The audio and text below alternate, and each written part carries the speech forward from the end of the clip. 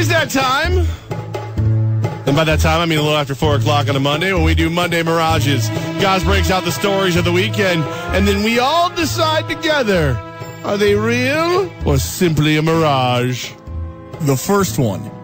Real or mirage? Yankee fans should be worried about Masahiro Tanaka this season. Mirage! It is so not important, my friends. It's one game only. He always gets geeked up on those games. The Yankees haven't won an opening game in 6 years. 6 years. 6. Doesn't matter. Shake it off. Like T. Swizzle says, shake it off. Coming out of the gates quoting Taylor Swift, huh? I'm going to actually go with real, man. If you went into a Yankee season and thought, nothing to worry about with Tanaka, he'll be fine. He'll be good. He won't get hurt. He won't fall back. He'll get better. I actually somehow, some way had convinced myself. I don't know if I just heard so much other things about the infield, about the bottom part of the starting rotation, that I thought Tanaka's fine. Oh, what happened? Yikes. Scared me there. But you need to be concerned about Tanaka. Japanese baseball pitcher, more innings. Guy who's had health issues before. Just got beat up by the Rays. One of the worst opening starts in Yankee history. You can't be partying and dancing in the studio like Levac is right now. It's real, Levac. Be concerned. Listen, if you can't hear it from me, hear it from Taylor. That's what people say. But I keep All right. I cannot believe the Yankees are 0-1 and Levac is dancing in the studio right now. What are you doing, Woods? Why is Woods dancing? He's gonna play. Here it comes. This is what you gotta do, guys. You ready? You ready? You ready? Shake it off, baby. Bring back my creepy music. Shake it off. Just there shake it off. Thank you. It's not a big deal. Number 2, Gary Sanchez. By the way, the Mets are up like 6-0 right now. Real and mirage, Gary Sanchez, the most important Yankee this season. Oh, that's real. That's really real. Not just because of what he's done in the past, and you hope that he can do some of that now. He's a phenomenal catcher.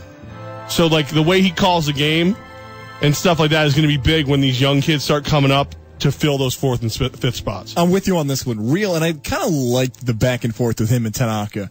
Because it's very easy for Sanchez to say, you know what, I'm still pretty young, sort of kind of a rookie, but not really. This guy's a veteran. He's seen more baseball than me. I'm going to let Tanaka call this. I'll back off, and if he's shaking me off like Taylor Swift, oh my goodness, another reference clip. If he's shaking me off, then I'm going to trust Tanaka. He didn't do that. Sanchez has a lot of confidence in his ability, and he can hit at the plate. And you can almost see him going like, dude, I know what I'm doing. You don't know what you can't throw today. Let me tell you. You don't even think. Just let me handle this. The baseball minds have told us too how good of a defensive catcher, how great he calls a game young. Jim Leyritz, another guy who's like raves about how well Sanchez calls a game. There was a point, I cannot remember who was on first, but he just poked his head around the batter like an angry cobra, like, and the guy was like back on the plate, like, I'm sorry. like his arm is something that people are talking about. He's not going to do with the bat what you think he's going to do. If he gets to 30 home runs, that's going to be awesome. That's going to be fantastic. Don't look for 70, but what he does behind the plate will make up for all that. That's 70. He's not getting that. If he went on the pace of what he did last year. I know, that's insane. That's what I'm saying. So there's people out there who are like, it can happen. Find those people. And drink with them. Yes! Yeah, I was going to say, bottled up what they're having, send it to me. You did mention the Mets are up 6-0 right now over the terrible Atlanta our Braves. boss is texting me from the game. He's a big Mets fan. He's there. Well, let's see what he has to say about this question. Yoenis Cespedes right now. Freezing. The Mets are up 6-0, but Cespedes is 0 for 3. Real and mirage, Yoenis Cespedes is the most important player for the New York Mets this season. Wow, this is a little tougher. I'm gonna say mirage, but it's only because if he's the only bat they've got, you can avoid him. You don't have to give him good pitches and everything. So I'm gonna go with can I do either or? Well, so Mirage, he's not the most important. Okay.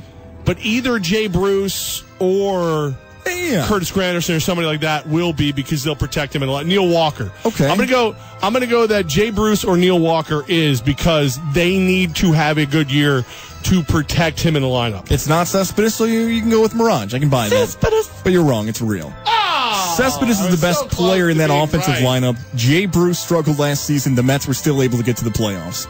They've dealt with pitching injuries before, whether it be Harvey, whether it be somebody else. They fought through the injuries. If you take Yoenis Cespedes out of this New York Mets offensive lineup, can they piece it together? Can they be a playoff team? I'm not ready to buy that yet. But I can take him out of it if you don't protect him. True, but what is that going to be? Does that mean a walk? Does that mean you have to do a certain strategy around hitters? It's going to be a combination of that. Did you die? No. If Cespedes isn't in the lineup, then you have to do something different for an opposing team.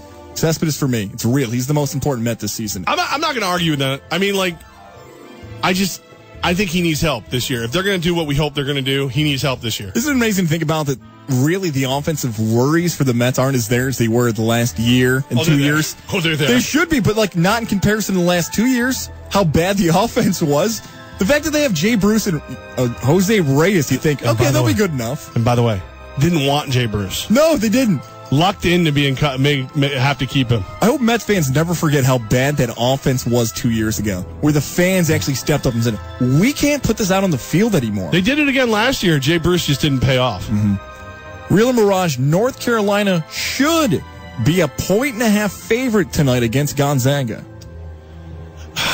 Yeah, Mirage, I thought it'd be more. I thought they'd be like 3-4 points. So I'll go Mirage just because your back-to-back appearances, your North Carolina, your side of the bracket was way harder. I thought 3.5. I thought the same thing. I thought 4.5, somewhere around there. And I wonder, and I'm with Mirage here as well, I wonder how much it had to deal with the free throw shooting at the end of the game. If Carolina's hitting those foul shots at the end of the game, is that a 4-point spread? And Vegas looks and says, okay, Carolina's up 4, 5. They can't make shots in the second half when it matters most. Gonzaga will go down the court, hit some threes, do something to make it a 2-point, 1.5 point game. I think Carolina should be a 4-point favorite tonight. So do you, but Vegas knows something. Don't forget, Gonzaga opened as the favorite to win the national championship after the Elite Eight games ended. That caught me off guard as well. 2 more here. Real or Mirage, UConn women's basketball losing was good for the sport of women's basketball. Okay. Mirage with a small caveat. Okay. So it's a Mirage because I'm just not paying attention right now because they're not. But it could actually benefit long term because maybe some of the girls who look at UConn and go, like, oh, I want to go win all the championships with UConn, are now looking at South Carolina and going, but how much cooler is it to win a championship somewhere that's not named UConn? So it's bad for it immediately. But if this means that some of those top recruits at least give other schools a chance and we see some more competitive balance, it could be better for it.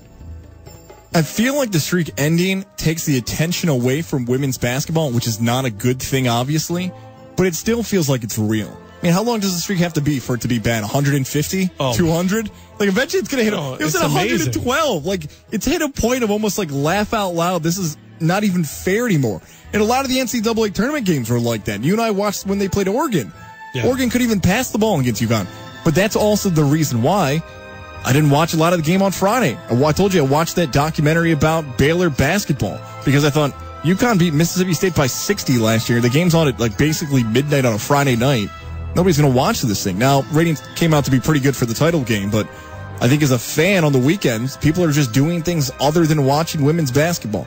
It's real, but I still hope UConn stays dominant. Let's never underestimate that the fact that UConn and Storrs, Connecticut is close to Bristol, Connecticut has helped that program get better because ESPN plays a ton of their games they have for decades now. Last one here. Real or Mirage? You, Jeff Levac. Sir, me. You enjoyed WrestleMania 33. The amount I watched. See, I didn't watch the pay-per-view part. But I did watch enough of the pre on USA Network that there was a part where I thought about going to Hooters and watching the rest of it. So, yes, I enjoyed what I saw. Wow. I did. You're going to insult me, the burger-eating wrestling fan, huh? But here's the thing. Like, if I really liked it, I would have paid for it.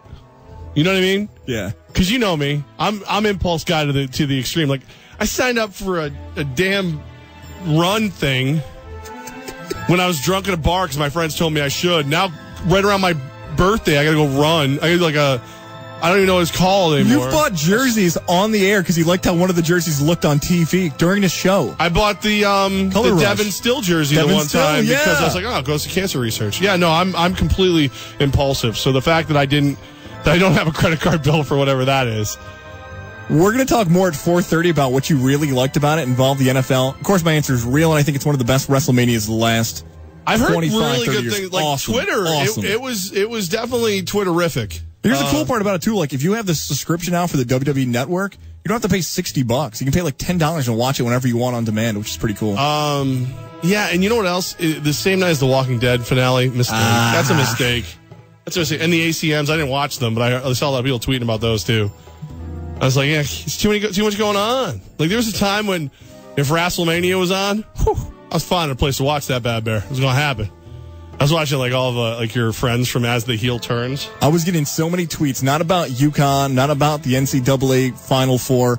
I have more tweets this weekend about wrestling than any other thing. Dude, it was absurd. Like reporters I respect, Dan Rayfield, Mike Freeman, were all tweeting about WrestleMania. And like intensely angry about what was going on. I was like, this is a problem. We are all This is the end of trouble. civilization. Yeah, it is. This is not going to be okay. 75,000 people went to that, by the way. Where was it? In the Citrus Bowl in Orlando. 75,000 people attended WrestleMania. Wow, that is a lot of virgins. This is crazy. There's a lot of moms airing out the apartment over the garage. Don't do that. No. Checking the basement, spraying Febreze around. I was watching Your Booger Eating Friends. Vinny the traffic guy. It was on close to 7 hours. The buying portion of it went 5 hours. I mean, if I'm going to pay for something, that's good. I like that. Man. Yeah. I was watching all your little buddies, though, this tweet about it. It was absurd. Like, some of the tweets, like, comparing it to, like, real historical events and stuff. I'm like, I'm sitting there, I'm like, wait.